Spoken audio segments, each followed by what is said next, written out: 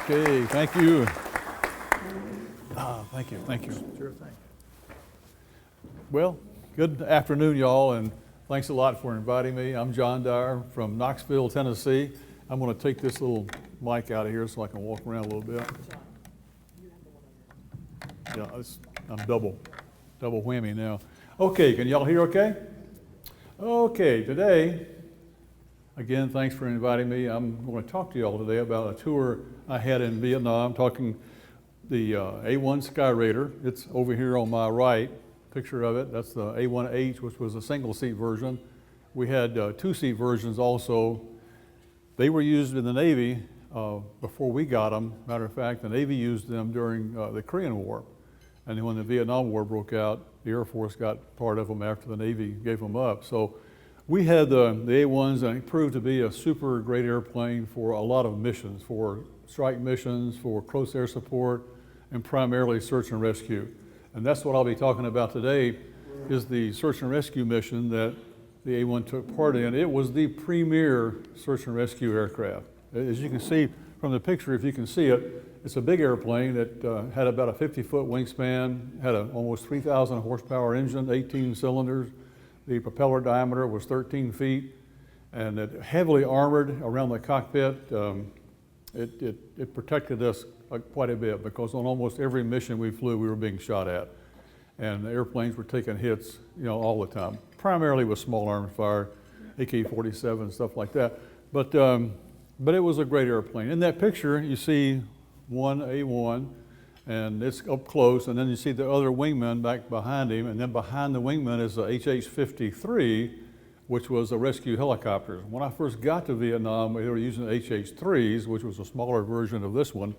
And then about halfway through my tour, they picked up the HH-53, and it was a big helicopter. For those of you who may be familiar, they have two turboshaft engines, one big huge rotor blade with 6 rotors, and it carries a lot of stuff on the inside. Matter of fact, the thing that was really important about it was it had a crew of two pilots, and then 3 enlisted fellows in the back that manned 3 heavy machine guns. These were usually M60s, which were pretty powerful and gave the airplane a lot of protection. And generally, they may even have had more. Sometimes they had a guy on there who just was there to operate the hoist, that when they lowered the hoist down to the survivor, they had to bring him back up, and they had one person doing that.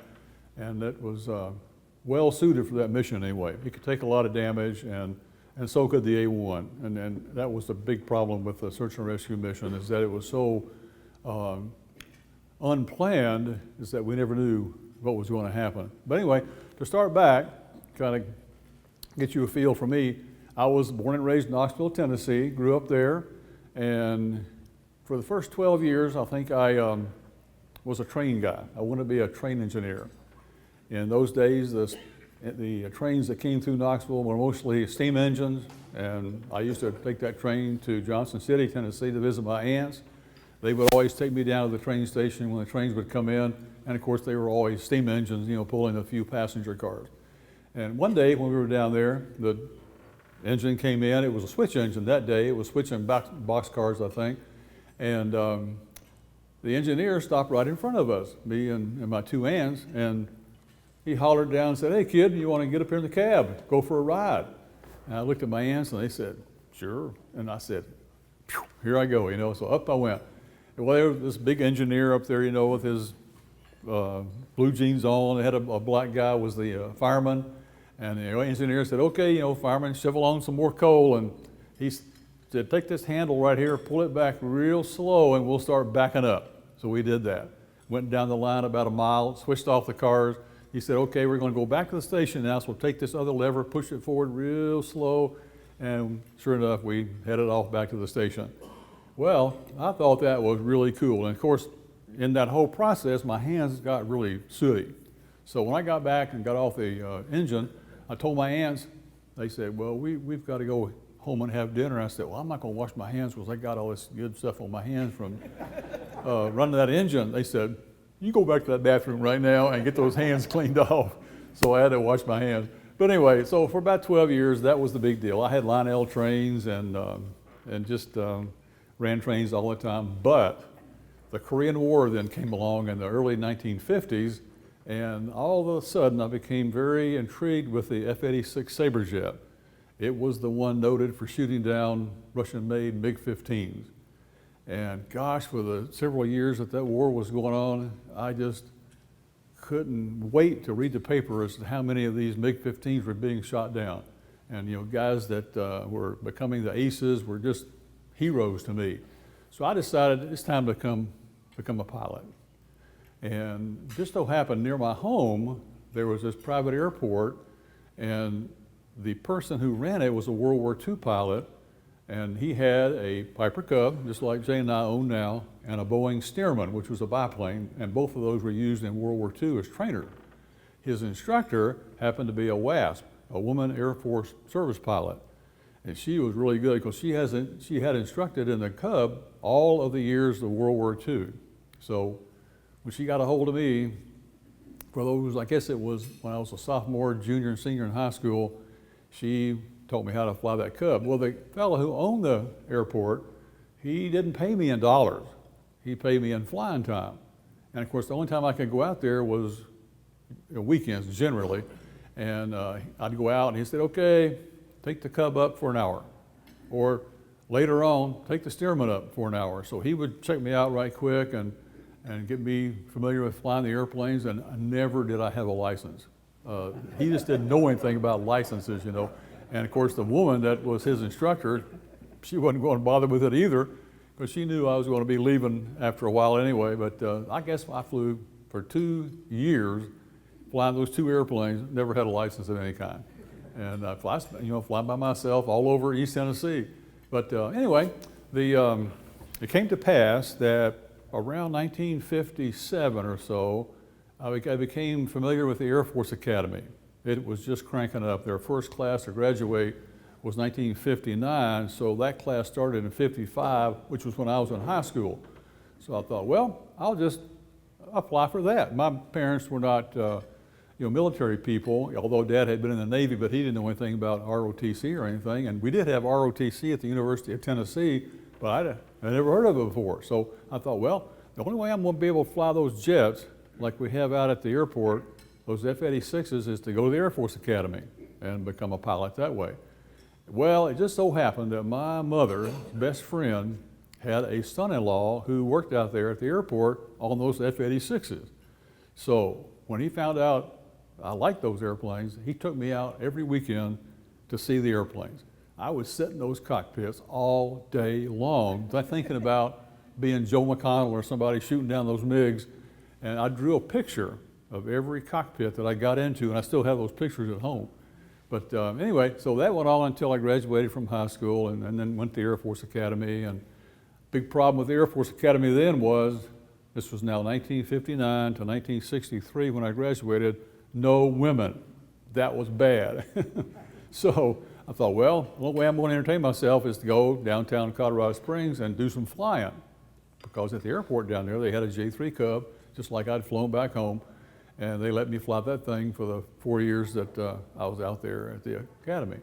So anyway, graduated in 63, went to pilot training, got out of pilot training in 64, and then became an instructor. This was at Craig Air Force Base in Selma, Alabama. So from 64 until 69, did that. Had T-37s, T-33s, and T-38s then. And then came my first assignment to Vietnam. That came down in 1969, and that was to the A-1 Skyraider, which I think most of you have seen now. And that was my first choice, and I was super glad to get that airplane. So we went through a short training course down at Fort Walton Beach, Florida, and then in the meantime, we had to go through 3 survival training programs, and these would turn out to be critical because the first one was basic survival. That was done in Washington State at an Air Force base there, and that's where we learned to use all of the equipment that we would carry in the airplane. Flares, pistols, everything that we would use. And so that was like about a week or 2 program. We did that. They also had a dunker thing, which you may be familiar with, that would dump you upside down in a pool in the cockpit, and and you had to unbuckle, get out, and swim back up to the top. So in case you crash landed in the ocean, you could get out okay. So I had one of those, and then a lot of other good things that we learned to do. After that, we went to a sea survival program, which was down in Miami, just south of Miami in the Bay of Biscayne. There we learned to activate all of the stuff that we'd be carrying in the A1. We had a backpack that we carried, that we sat on actually, and when we extracted out of the airplane, that went with us, and we had all our survival gear in there. And they taught us, of course, how to use a parachute, because we got to do a parasail thing and land in the water. And landing in the water, of course, we had to get out of the harness, get our Mae West activated, and then get our lifeboat activated too. So we did all that. Then we were picked up by a helicopter. So that's where we got our first training in being picked up by a helicopter. After that program came jungle survival. So when I finished the A1 checkout, we went to the Clark Air Base in the Philippines and went through about a 10-day jungle survival program. This was conducted by Air Force guys and Negrito Indians who had been in the Philippines for ages, and they knew that jungle like the back of their hand. So they taught us all the neat things about how to survive in a jungle if we got shot down in Vietnam, which was all jungle in Laos, which is where we were flying. And we needed to know how to survive. So they taught us all of that for about a week or so. So after all those programs, and we did also another helicopter pickup there at Jungle Survival. So by now I had 2 helicopter pickups and a whole lot of training on how to use all this equipment that we had. So went to Nakhon Phanom in northeast Thailand. That's where I was stationed. And our mission would be to fly in Laos. We did not fly in South Vietnam. That was all done by another A1 group that were based in South Vietnam. Our guys were all based in Thailand, northeast Thailand. All the A1s that we flew were there, about 76 of them, and that was where I ended up. So that was good. There also were the rescue helicopters. We had about like 3 squadrons of A1s, a couple of squadrons of these HH-53s, and we all lived together, which was really cool. But anyway, I got assigned to a squadron that principally flew at night. We had 3 squadrons, 1 flew at night, 2 flew in the day, and then members from all 3 squadrons were part of a search and rescue outfit. So after about 2 months, I got picked to be part of that, and the search and rescue outfit was the one, again, using Sky Raiders, would be the ones to go out, escort the helicopters, and make the pickup of downed crewmen. And we were losing a lot of airplanes then. This was 1969 to 1970, and there hardly was a day went by where somebody wasn't shot down. And so the way we took care of that program was every day there were 2 A1s and 2 rescue helicopters airborne over northern Laos, 2 A1s and 2 rescue helicopters airborne over southern Laos.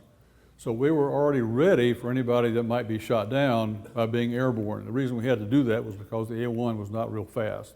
We could cruise about 180 knots with all the ordnance that we carried, and it took a while to get to some of those destinations where people might be shot down. So that's why we had to be airborne. So from about noon every day until dark, we were airborne. And that was good because the A1 had a great endurance. It could stay airborne for 12 hours.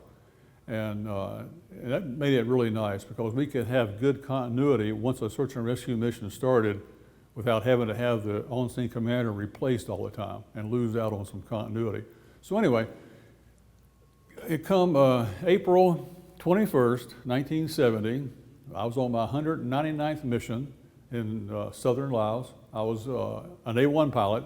Just one quick thing, the call sign for A1s was Sandy when they were doing search and rescue. If you were doing something else, you used the call sign of your squadron, which might be Zorro or Firefly, that kind of thing. But for the Sandy mission, it was always Sandy were the A1s. The other aircraft had call signs too. The helicopters were called Jolly Greens. This pin I have is a Jolly Green pin. They gave it to me when we got off the helicopter after I was rescued. Plus this pin over here is the footprint of the Jolly Green Giant, so they give you that one too. But anyway, the Jolly Green was their call sign, and then we had an airborne C-130 that was always airborne, 24 hours a day, every day of the week. They were called King, and that C-130 had probably 6 or 8 guys on it. They were the overall command and control of search and rescue missions, airborne, 24 hours a day. Of course, each one probably flew 6 hours and then he switched off, but there was always somebody up there listening in on strikes that were going in to see if somebody was shot down. So on the 21st of April 70, we were alerted that an OV-10 had been shot down in southern Laos, and my airplane and my wingman plus 2 of the helicopters were down there, and we heard all that taking place.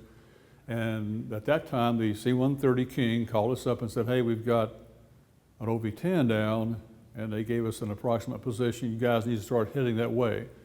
And so we did. And luckily, there was another A-1 down there that had slipped over from Vietnam and had kind of already located the position of the 2 OV-10 pilots. These were Marine pilots. And they had already ejected and were on the ground.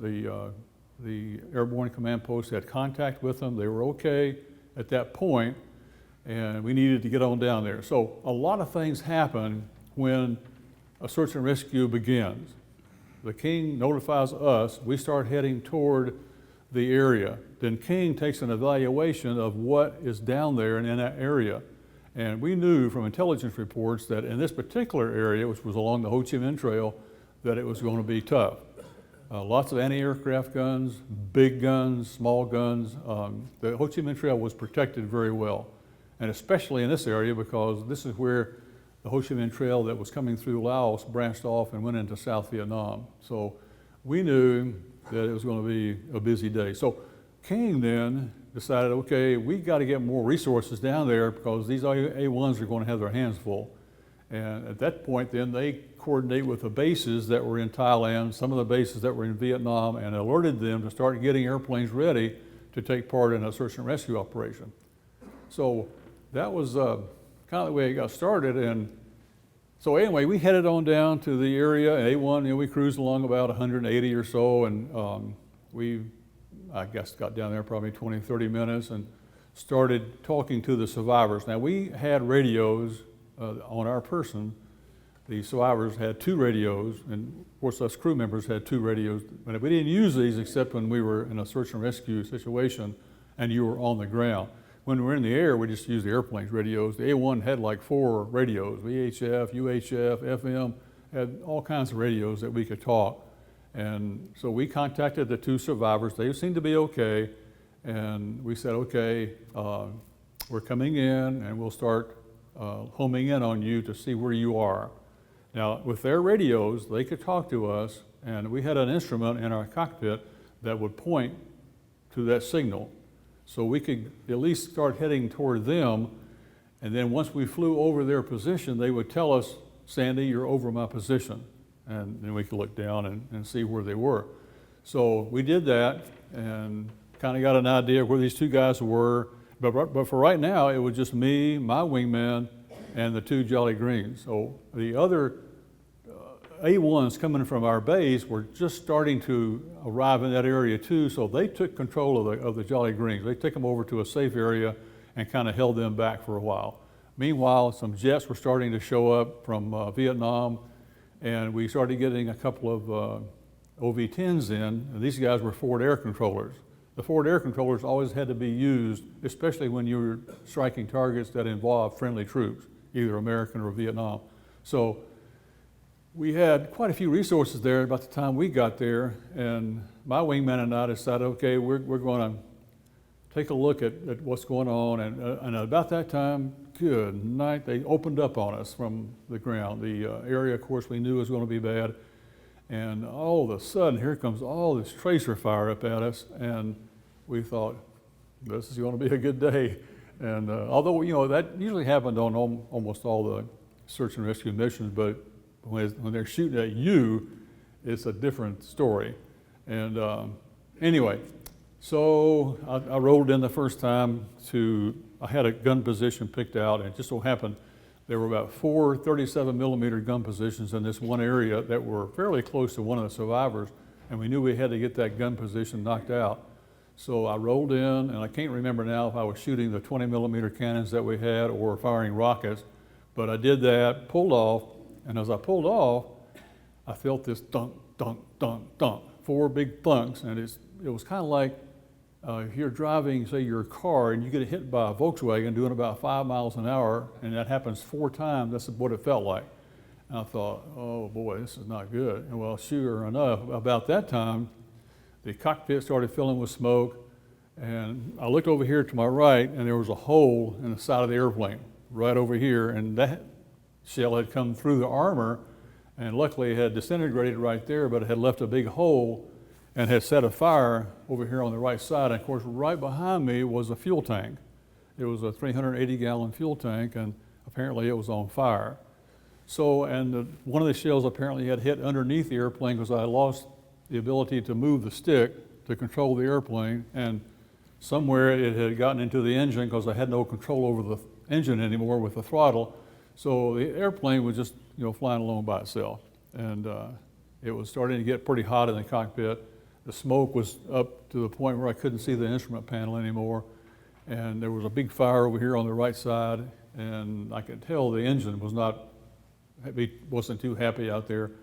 So luckily I'd gotten the airplane back up, and that decision was made then to get out of the airplane. And the A-1 didn't have an ejection seat, but it had really something that was better. It was called an extraction system, the Yankee Escape System made by Stanley Aviation, and it was really cool. It had a handle down here between your legs by the seat. You pull that handle just like an ejection seat, except different things happened. The first thing that happened was the canopy blew off. So it had to blow off because behind our headset was a rocket. The rocket was about 3 feet long, and that rocket had to erect to the vertical and fire out. So the canopy went off, the rocket erected, it fired out, and none of this I was aware of. It just happened so fast. And meanwhile, as the rocket was starting to erect and fire out, a lot of other things were happening automatically. The shoulder harness, lap belt disconnected by themselves, your oxygen hose, radio links all disconnected by themselves. Anything holding us in that cockpit disconnected. And the next thing I remember was I started feeling myself being pulled out. The rocket had already extended. It was connected to our parachute harness by about a 20-foot cord, and all of a sudden you feel yourself moving out of the airplane. Real smooth, not like an ejection seat which pushes you out. This one pulls you out. And it was pretty interesting in that as you start going up, the back of your seat moves up about 3 feet. The seat pan actually folds down, and it gives you a clear path out of the airplane. So the first thing I can remember after pulling the handle was being out of the airplane, looking forward and seeing the airplane rolling over on its self and trailing a huge plume of fire and smoke. So it was a good thing to get out. That's the last thing I remember of that event. But where it crashed, what it looked like when it crashed, I have no idea. I never even heard it crash. But we were low. I was probably at that point, 300 feet off the ground when I had pulled off from that target. And so the parachute opened up. Now, this is where all the training that we had really started kicking in. It's amazing how your brain can remember stuff that you've been taught months before, but the first thing they taught us was as soon as you feel that parachute snug, you look up and make sure the canopy's open. Because if it's not, there's things you have to do. And one thing you had to watch out for was one of the shroud lines getting caught across the top of the parachute, which made the parachute then look like a bra, a woman's bra. It had 2 sections to it rather than 1. So we had a procedure to eliminate that, but luckily mine was perfect, but then the next thing that happened was, here comes all this ground fire. They were already shooting at the parachute. So here comes these red tracers flying by, and our trainers had taught us that after you check that parachute, listen for ground fire because they will start shooting at you if you're low enough. And sure enough, they were shooting, probably with AK-47s and small arms fire, SKS rifles, the small stuff they had. But it was a combat zone, let me tell you. It was loud, and of course I was getting closer and closer to the ground. But about that time, let's see, they told us in training that if they started shooting at you, you had to get that parachute moving. You had to get it swinging. So I did that. I reached up, grabbed a handful of shroud lines, got it swinging. Only problem with that is that it does increase the rate of descent a little bit, and it gives you a pretty hard landing. So, but I'll tell you, your adrenaline is so strong at that point, you don't even feel it. Hit the ground, I remember that, and the next thing you have to do, and this is again where all this training kicked in from these enlisted fellows that had given us great training, was to get out of that parachute harness. My canopy was up in the tree, so I couldn't get it and bury it or anything. So I got out of the harness itself. We had to get our helmets off. In the A1, we wore these really tight helmets because the A1 made so much noise that to be able to hear the radios, you had to get the helmet off, or you had to wear a really tight helmet. So we had to get that helmet off so we could hear what's going on the ground. You wanted to be able to hear the bad guys talking, hollering, carrying on, to know where they were in relation to you, and hear other things that were going on too. So got rid of the helmet, I was able to hide it, and then the next thing you were trained to do was stop, give a call to your person that was airborne near you, and that was my wingman. Now my wingman was a really cool guy. He had graduated from pilot training, got an A1 assignment, so he was a good pilot, and he was really cool under all this. You know, here his leader had been shot down, and here's all this ground fire coming up, and he's in charge. He's second lieutenant, and he's in charge of this stuff. And he's 25 years old, maybe 24 years old, but just as cool as he could be. The first thing he said to me was, "Gee, aren't we having fun?" And I said, "Sure." And then luckily right away there was another A1 group coming in, and a major who was also certified to be an on-scene commander was in charge, and he came in and took over control. And maybe that wasn't such a good idea, because as soon as he took over control, he got shot down. So now we had 2 A1 pilots on the ground, 2 OV-10 pilots on the ground, 4 pilots on the ground, 3 airplanes shot down. So things got really busy, and A1s began to show up, because what happened was that in a strike mission, when you were out on a strike mission, say working with a forward air controller, anytime a search and rescue operation started, everything diverted to the search and rescue operation. Your strike mission came to an end, your close air support mission came to an end, you went straight to wherever the search and rescue was, because the on-scene commander was going to need help. That meant that as many A1s as you could have showed up, F-100s from Vietnam showed up, F-4s from Thailand showed up, and everybody went into a kind of a holding pattern, which the airborne command post and the C-130 took care of, and then he would then transmit down to the on-scene commander that what all you have available in case you need some help. So all of this stuff was taking place, while I was on the ground. And again, once you hit the ground, I made the radio call to let them know I was okay, and then you got into your pack stuff and put a net over our face, because you don't want any of this white skin, which is now kind of sweaty, to be reflected and the bad guys see it.